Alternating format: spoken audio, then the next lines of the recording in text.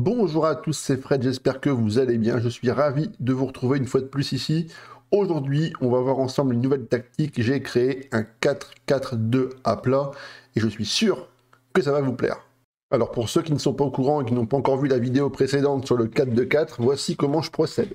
J'ai une base de données qui est extrêmement allégée, qui me permet de simuler une partie extrêmement rapidement.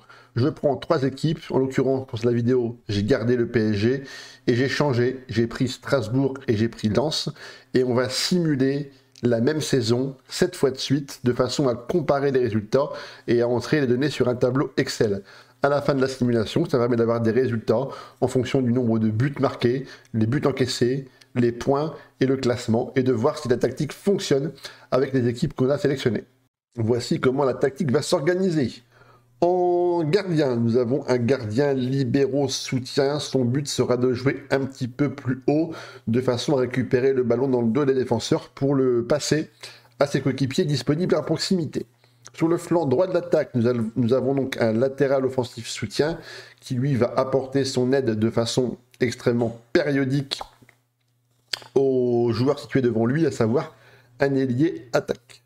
Pour les deux centraux, j'ai choisi de positionner 2 défenseurs centraux de défense avec comme consigne de ressortir le ballon proprement, mais de le passer de façon claire et précise, sans prendre de risques, aux coéquipiers placés à proximité et dans leur zone de passe. Sur le flanc gauche, vous retrouverez un latéral offensif attaque qui lui va vraiment dynamiter le côté droit adverse avec des montées extrêmement rapides et vives pour faire éclater le bloc équipe. Sur le flanc droit, comme on l'a dit juste avant, c'est un ailier attaque qui lui va avoir pour rôle de manger la ligne de touche et de courir jusqu'au bout pour centrer pour les 2 buteurs.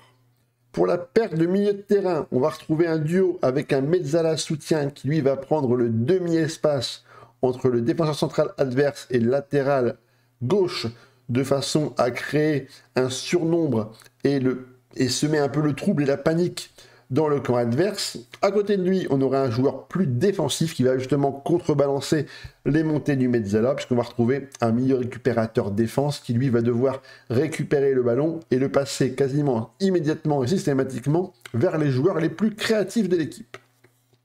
À gauche, on va avoir un ailier intérieur soutien qui lui va monter de façon à s'appuyer sur l'attaquant avancé attaque qui va évoluer juste devant lui et qui va prendre du coup l'attaquant avancé la verticalité et qui va manger la profondeur pour perforer la défense adverse. Et le rôle un petit peu original de la tactique, c'est l'attaquant de soutien. Donc l'attaquant de soutien, c'est un buteur ou un milieu de terrain qui va légèrement décrocher.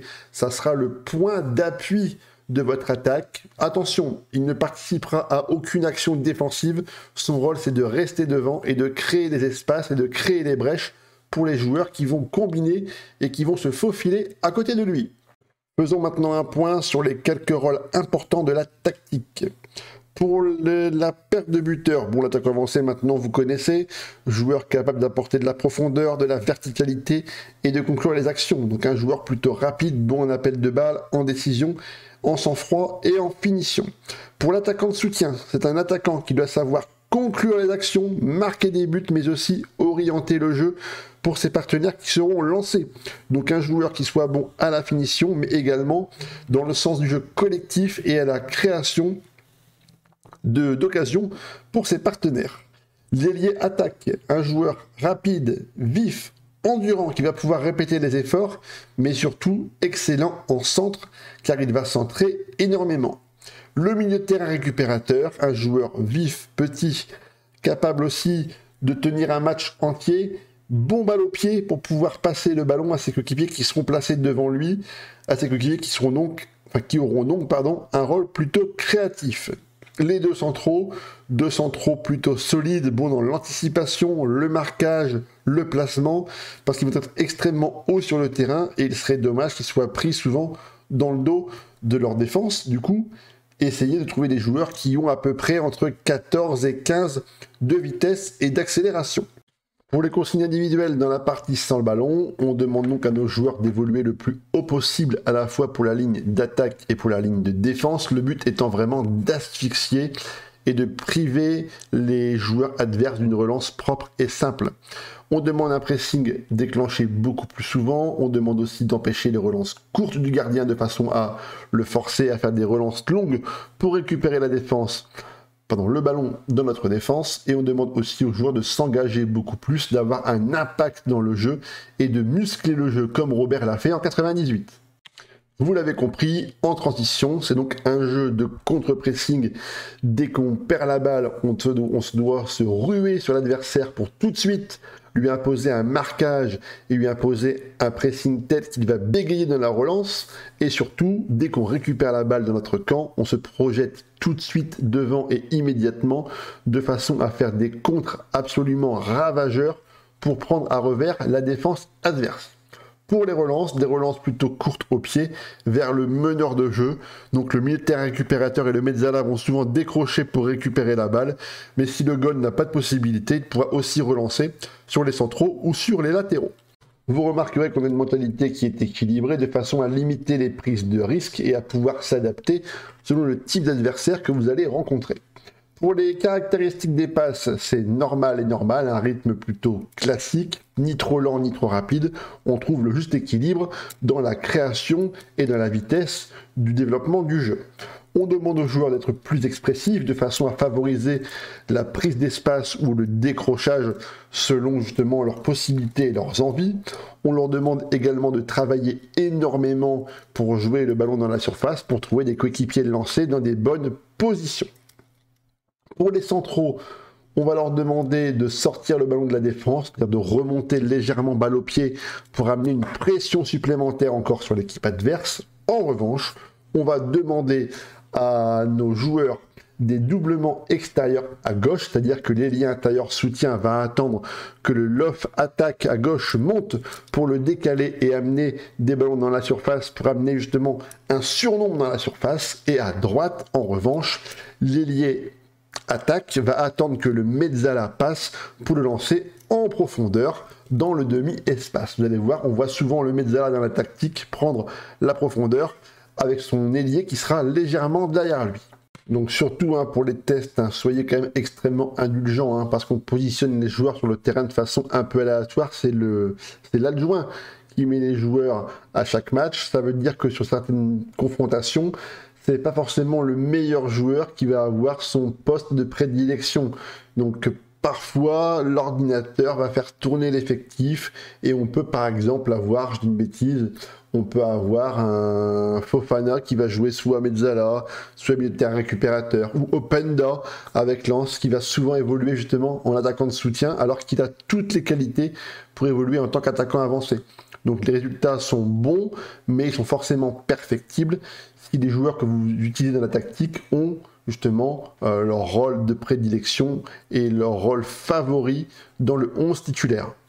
On fait maintenant un petit bilan de la tactique avec les tests sur les différentes saisons. On va commencer par le PSG. Avec cette tactique, le PSG finit premier toutes les saisons avec un pourcentage de victoire relativement incroyable puisqu'on va perdre maximum 4 fois et on fait même une saison invaincue lors du 6e test avec aucune défaite. En moyenne, vous allez prendre environ 25 buts par saison, ce qui n'est pas non plus énorme. Mais par contre, vous allez marquer jusqu'à 131 buts pour une saison incroyable sur la saison 6. Et ça, c'est vraiment absolument extraordinaire. Pour nos amis lensois, alors, il y a quand même 2 résultats qui sont un peu moins bons puisque le club finit 2 fois 9e alors que dans la globalité il se comporte plutôt bien. Donc une 5e place en moyenne pour nos amis sans et or. Mais j'ai remarqué que souvent avec les tests, la Coupe du Monde faisait légèrement trembler les équipes après le retour et que les résultats s'enchaînaient de façon extrêmement difficile et délicate sur la période de février-mars. Et souvent, après cette période-là, on a souvent des séries de défaites qui vont s'accumuler. C'est pas une excuse, c'est valable aussi pour toutes les équipes, mais en l'occurrence, là, dans le test, que ce soit avec la tactique numéro 1 de la vidéo précédente ou celle-ci, c'est un constat que je peux remarquer. Les Lensois, eux, finissent donc 5e sur la globalité. C'est pas mal, hein, parce qu'en début de saison, ils étaient quasiment pronostiqués, je crois que c'était 12e. Donc, ils ont extrêmement bien performé. Ça veut dire que la tactique fonctionne avec une équipe comme Lens. En revanche, la grosse surprise, c'est Strasbourg, qui, sur les 7 saisons, finit à une moyenne d'environ la 3e place. C'est absolument incroyable. C'est une tactique qui va parfaitement pour nos amis strasbourgeois. Certainement que le profil des joueurs rentre parfaitement dans les cases et qui vont performer de façon absolument incroyable. Ils ont forcément des défaites et matchs nuls dans la saison, mais ils sont extrêmement réguliers. Donc si vous prenez cette tactique avec Strasbourg, vous devriez normalement avoir des résultats hyper cohérents. C'est extrêmement encourageant. Ça veut dire que la tactique fonctionne en Ligue 1 avec des équipes de la première jusqu'à la 12e place. Vous n'aurez normalement pas de difficulté pour pouvoir performer et réaliser des bonnes saisons avec cette tactique. On fait maintenant un petit bilan de la tactique avec les points forts et les points faibles de la tactique. Dans les points forts, il y a 4 choses à voir. La première, c'est que votre équipe va centrer énormément et vous serez parmi les meilleures équipes qui vont faire des centres, aussi bien dans la quantité que dans le nombre de centres réussis. Il faudra donc avoir des joueurs qui sont extrêmement bons en centre sur les côtés. Ça, c'est extrêmement important. Le point numéro 2, c'est que vous allez faire des courses à haute intensité de façon extrêmement récurrente, très fréquente. Il faudra donc des joueurs qui ont des notes de volume de jeu, d'endurance et de qualité physique naturelle qui vont leur permettre de répéter les efforts match après match. Vous allez avoir aussi une défense extrêmement solide puisque vous finirez certainement dans les meilleures défenses du championnat. Et enfin, dans le dernier point, votre équipe est une des équipes qui va subir le plus de fautes du championnat. Donc surtout, privilégiez aussi le travail sur les coups de pied arrêtés, notamment les coups francs indirects et directs, sera forcément positif. Dans les points négatifs de la tactique, par contre, il y a 2 éléments. Le premier, c'est la possession. Vous n'aurez pas la possession du match de façon systématique, ni la meilleure sur le championnat. Ça, c'est pas forcément très grave. Par contre, un élément qui est important à savoir, c'est que vous allez avoir un nombre de hors-jeu extrêmement important. Donc, si vos buteurs ont des notes d'appel de balle, de décision, d'anticipation plutôt moyennes, vous risquez justement d'annihiler un grand nombre d'occasions par un positionnement plutôt maladroit de la part de vos attaquants. Comme il est de coutume, après une vidéo, je vous sollicite régulièrement en vous demandant de vous abonner à la chaîne. Et ça, c'est extrêmement important pour moi, pour la visibilité sur la chaîne et surtout dans le but de la développer pour FM24. J'ai vraiment beaucoup de projets en tête. Je pense qu'on va faire du bon boulot ensemble et que le contenu va vous plaire. Donc allez-y, surtout n'hésitez pas. Vous trouverez également en description le lien Mediafire avec la tactique que je vais vous partager pour que vous puissiez l'utiliser. Vous aurez aussi les liens vers mes différents réseaux sociaux, notamment Twitter et également Twitch, et aussi un lien vers Discord. C'est mon Discord que j'ai appelé Histoire de Manager, où vous pouvez vous regrouper, on peut vous créer des salons dans lesquels vous allez pouvoir partager vos stories, publier vos screenshots, écrire un petit peu de texte, de façon à pouvoir faire vivre un peu vos parties sur FM. Nous, on adore ça. On est 5-6 membres pour l'instant, mais on a vraiment hâte de pouvoir accueillir des membres actifs et de qualité parmi nous. Je vous remercie pour votre attention et je vous dis à ciao les gars. Moi, je vais travailler tout de suite sur une nouvelle tactique et j'espère que celle-ci vous plaira encore une fois. À bientôt.